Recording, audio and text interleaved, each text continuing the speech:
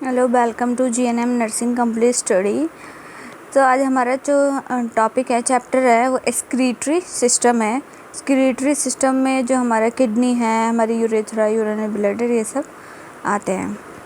तो हमारा जो वो स्टार्ट होता है, ये किडनी से स्टार्ट होता है, क्योंकि किडनी में जो है वो यूरिन का फॉर्मेशन होता है और वो यूरेटर्स के द्वारा यूरिनरी ब्लैडर में जाके यूरेथ्रा से एक्सक्रीट आउट हो जाता है एनवायरनमेंट में। तो इसी सिस्टम में क्या आते हैं, हमारी 2 किडनीज़ होती हैं, 2 यूरेटर्स होते हैं, 1 यूरिनरी ब्लैडर होता है और 1 यूरेथ्रा होता है। तो हम इसको एक एक करके पढ़ेंगे। पहला हमारा इंट्रोडक्शन है, हमारा एक्सक्रीटरी हम इसको एक्सक्रीटरी सिस्टम और यूरिनरी सिस्टम भी बोलते हैं। तो पहला हमारा it is also called the urinary system of the body through metabolic waste such as serum, urea, serum creatinine etcetera remove from the body through urine. इसमें क्या होता है कि जो हमारा यूरिनरी सिस्टम है हमारे बॉडी का, हम इसको जो एक्सक्रीटरी सिस्टम है उसको यूरिनरी सिस्टम बोलते हैं बॉडी का, जिसमें मेटाबॉलिक वेस्ट होता है, जैसे कि सीरम, यूरिया, सीरम क्रिएटिनिन, जो कि हमारी बॉडी से बाहर निकल जाते हैं यूरिन के through. The kidney is the organ of the body and a part of the urinary system. Kidney जो है वो ऑर्गन है हमारे बॉडी का एंड अ पार्ट है हमारा यूरिनरी सिस्टम का, क्योंकि जो हमारा यूरिन है वो किडनी में ही फॉर्म्ड होता है। Metabolic waste are excreted from the body through urine. The urinary system also regulate electrolyte and body pH. हमारा जो यूरिनरी सिस्टम है वो हमारे इलेक्ट्रोलाइट्स को और हमारे बॉडी के पीएच को मेंटेन करके रखता है, रेगुलेट करता है। To include the following organs of the urinary system: 2 kidney, 2 ureters, 1 urinary bladder and 1 urethra हमारे बॉडी में होता है। हमारी बॉडी में जो है वो 2 किडनी होती हैं, लेफ़्ट और राइट किडनी। तो 2 kidneys are found in the human body which is located on the right and left side of the body।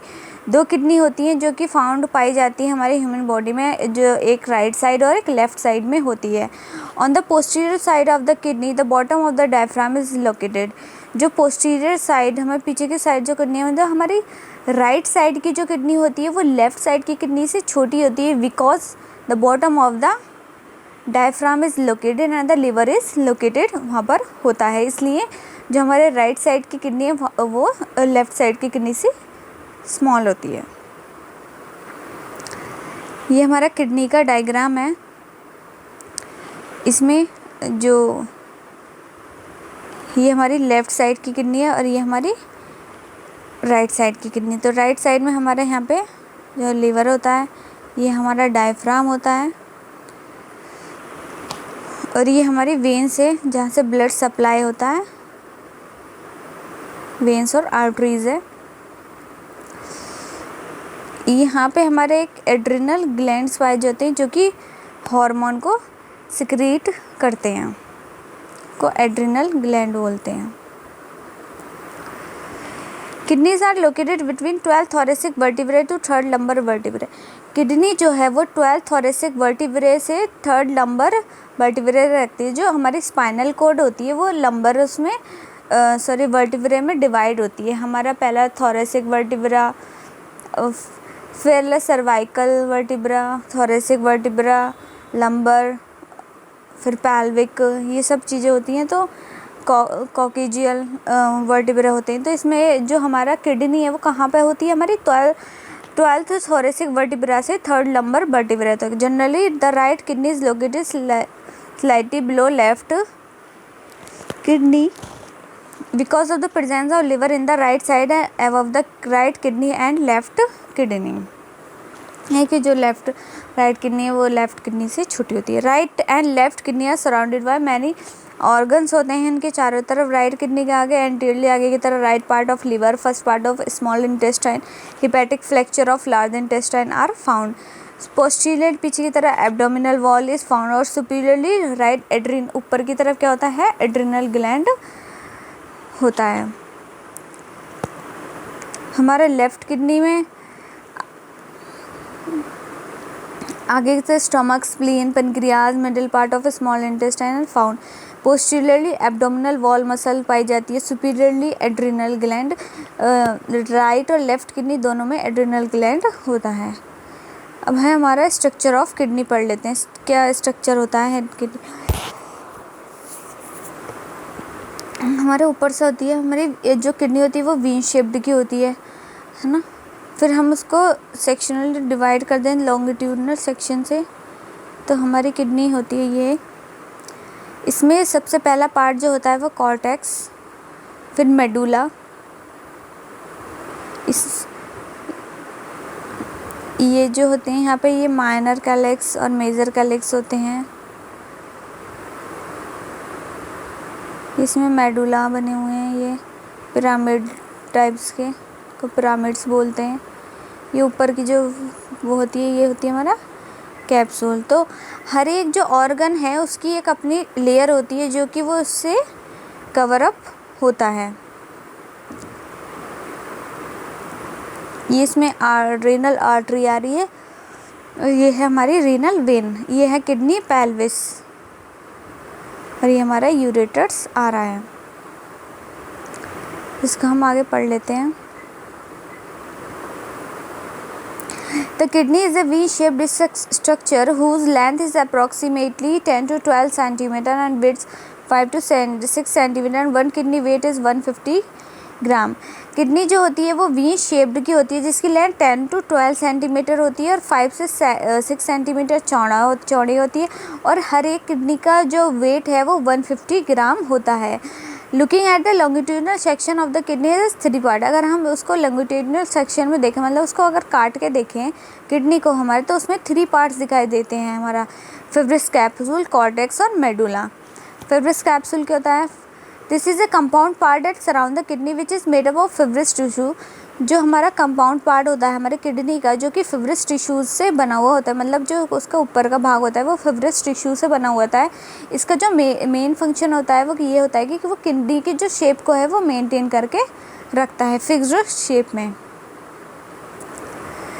Second हमारा cortex. This is a reddish brown layer made up of tissue which is found below the fibrous capsule. और ये reddish brown colour का होता है जो कि tissues से बना हुआ होता है, और ये फिब्रिस कैप्सूल के नीचे होता है। Medulla.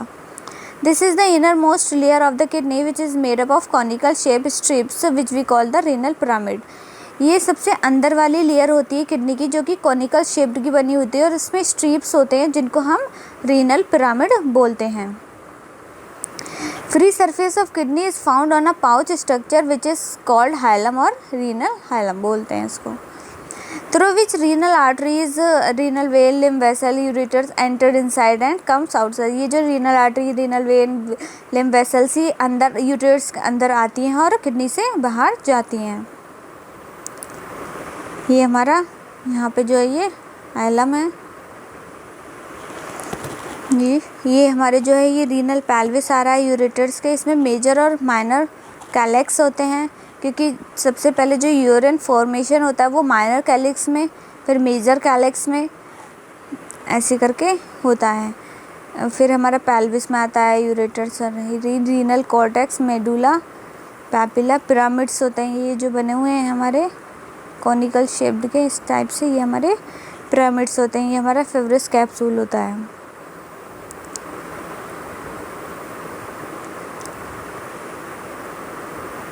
The kidney as a funnel shaped structure called the renal pelvis. Kidney में जो एक फनल शेप्ड स्ट्रक्चर होता है उसको हम रीनल पेल्विस बोलते हैं, जो यूरेटर्स का एक फनल शेप्ड स्ट्रक्चर होता है। The function of the renal pelvis is to collect the urine formed by the kidney. Renal pelvis का होता है कि वो जो है सारे जो यूरिन फॉर्मेशन वो है उसको कलेक्ट करती है, यूरिन को फॉर्म बनाती है किडनी में से। From the renal pyramid a narrow tube like structure, और रीनल पिरामिड जो है वो एक नैरो ट्यूब लाइक स्ट्रक्चर है through which urine is drain is called minor calyx. और वो जो नैरो ट्यूब स्ट्रक्चर है जो कि यूरिन को ड्रेन करता है किसमें, माइनर, उसको हम माइनर कैलेक्स बोलते हैं। Many minor calyx combine together to form major calyx. और जो छोटे छोटे माइनर कैलेक्स होते हैं वो मेजर कैलेक्स बनाते हैं। 2 to 3 major calyx combine to form renal pelvis. और 2 से ज़्यादा अधिक जो मेजर कैलेक्स कंबाइन हो जाते हैं तो वो रीनल पेल्विस को बना देते हैं, जो कि फनल शेप्ड स्ट्रक्चर होता है। 2 कैलिक्स होते हैं, माइनर रेनल कैलिक्स और major renal calyx. The urine formed by the kidneys come in the minor calyx first and then come into the major calyx. Urine is forwarded to ureters via renal pelvis.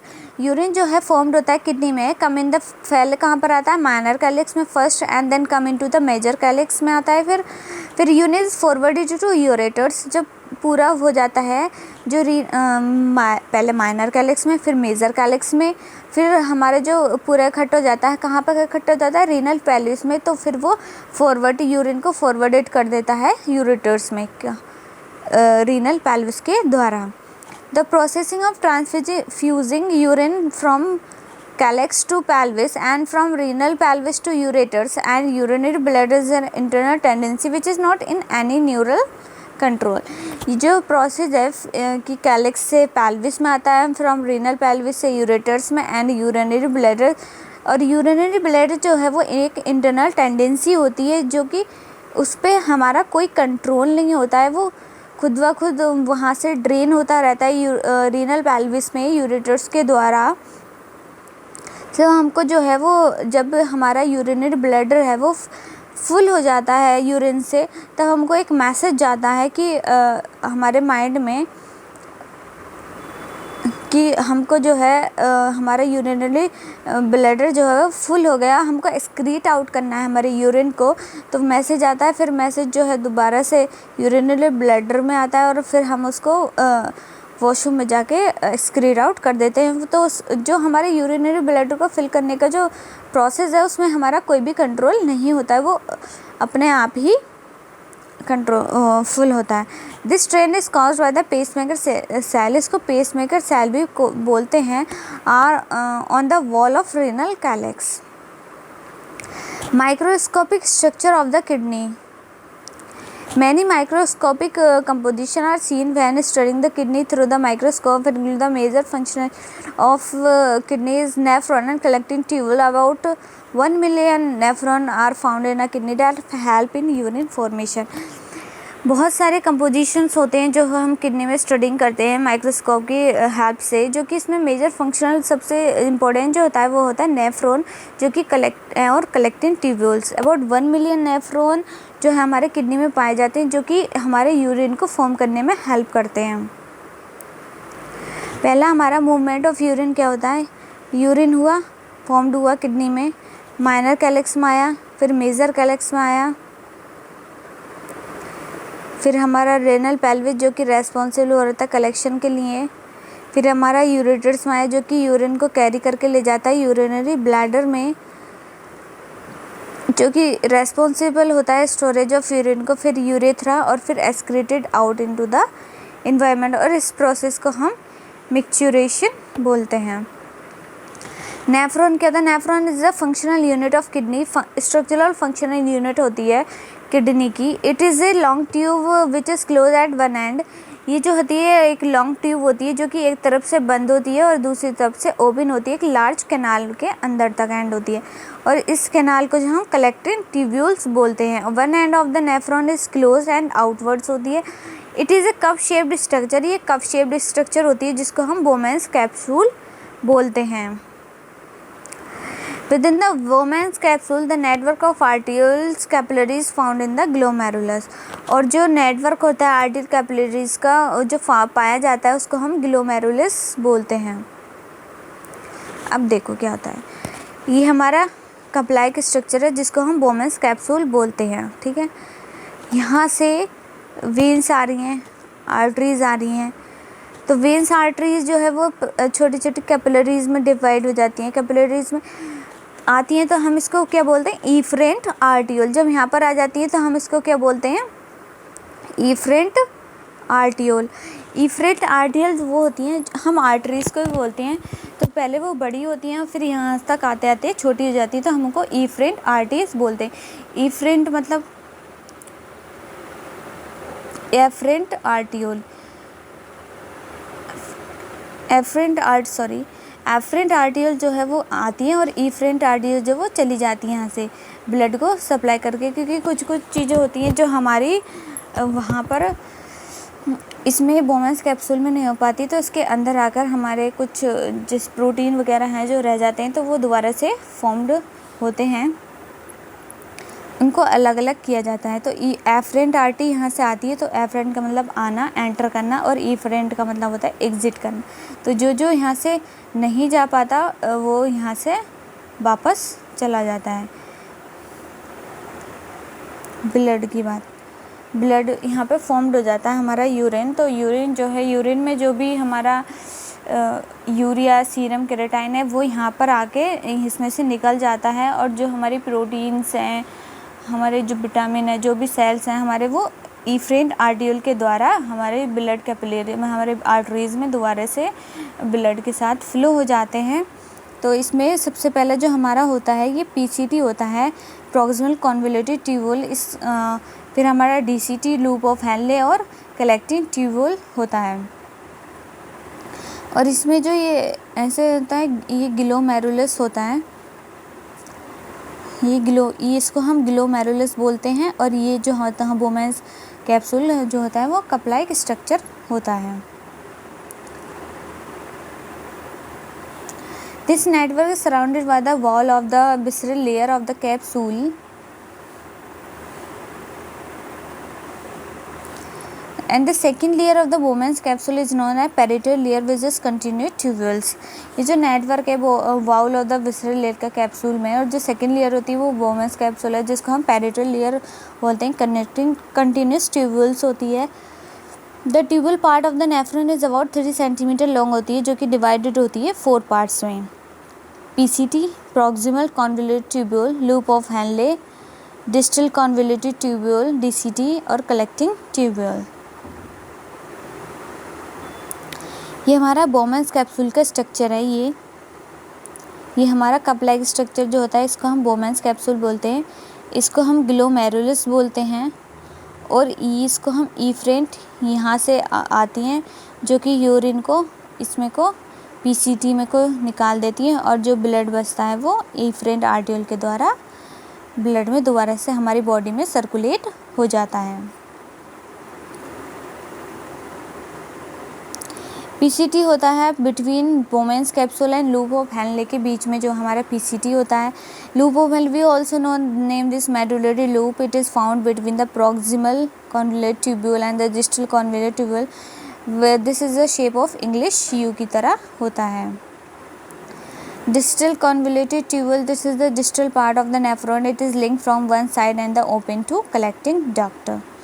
Collecting duct होती है, this is the last part of the nephron which is open in the convoluted tubule.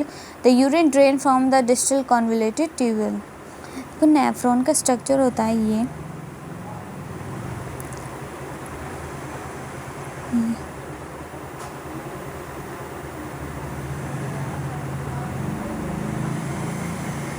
ये हमारा हो गया यहाँ पे glomerulus, ये हमारा बोमेंस कैप्सूल, ये जो हुआ हमारा, ये हुआ हमारा पीसीटी, यहाँ पे हमारा हुआ लूप ऑफ हेनले, और ये हमारा हुआ डीसीटी, और डीसीटी के बाद यहाँ पे जो है हमारा हुआ कलेक्टिंग डक्ट।